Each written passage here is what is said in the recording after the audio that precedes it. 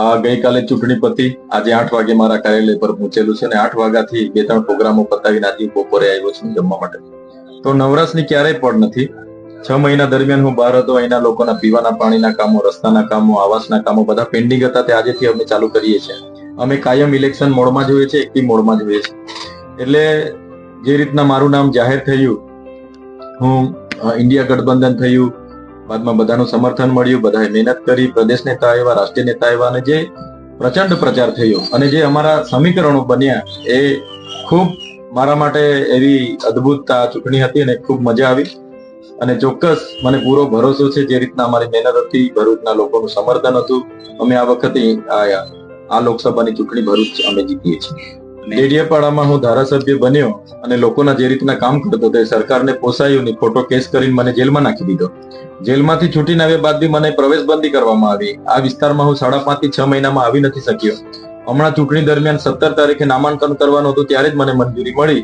ત્યારે લોકોએ કીધું કે અમે જ ચૈતરભાઈ બનીને ઉતરીશું, અમે જ ઉમેદવાર બનીને ઉતરીશું, તમને હેરાન કર્યા છે ત્યારે અમે જેલનો જવાબ મતથી લઈશું. અને ખરેખર લોકોએ આટલી કાળઝાળ ગરમીમાં ઊંચું મતદાન કરીને સાબિત કરી દીધું છે કે ડેડિયાપાડા વિધાનસભા મારો પરિવાર છે. બધાનું સમર્થન આ વખતે મને છે, બધા મારી તરફી મતદાન કરી છે.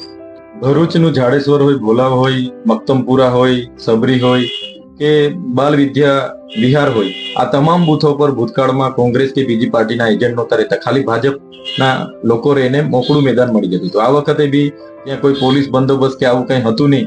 એટલે આ લોકો છેલ્લા કલાકમાં આ જ કરવાના હતા. ત્યારે અમારા એજન્ટોએ સ્પષ્ટપણે કરવા નથી દીધા. મારી પાસે ફોન હતો, હું પણ ભોલા પહોંચી ગયો. એટલે 100 મીટરની અંદરથી બધાને અમે બહાર કાઢ્યા. એટલે એ લોકો એમના ધારાસભ્ય રમેશ મિસ્ત્રી, એમના પેલા ધર્મેશ મિસ્ત્રી કે કોણ હતા, એ બધા મીડિયા વાળાને પણ મારવા દોડતા હતા. ત્યારે હું ત્યાં પોતે ઉભો હતો 6 વાગ્યા સુધી, જ્યાં સુધી પેટી સીલ થઈ ત્યાં સુધી અમે કરાવ્યું છે. આ વખતે એમનું બોગસ વોટિંગ પણ નથી થવા દીધું. મુસ્લિમ સમાજ તો આ લોકોથી કેટલો પરેશાન છે, એટલે ક્યારે ભાજપમાં આપવાના નથી, બધા અમારી સાથે જ છે.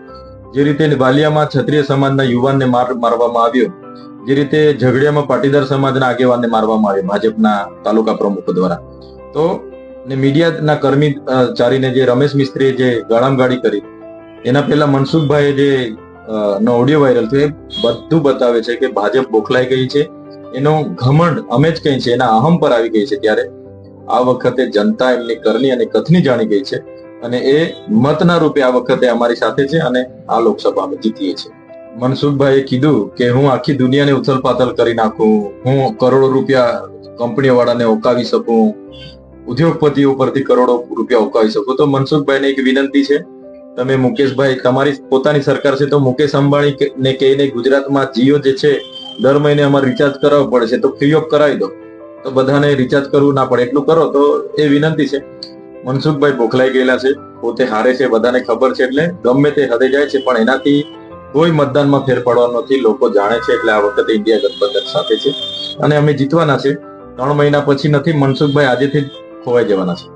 તમામ વિધાનસભામાં મારા કાર્યાલયો હશે. જે રીતના આજે આપણે ડેડિયાપાડા બેઠા છે, એવા એક દિવસ હું મારા કાર્યાલય પર ઉપસ્થિત રહીશ અને લોકોના કામ કરીશ.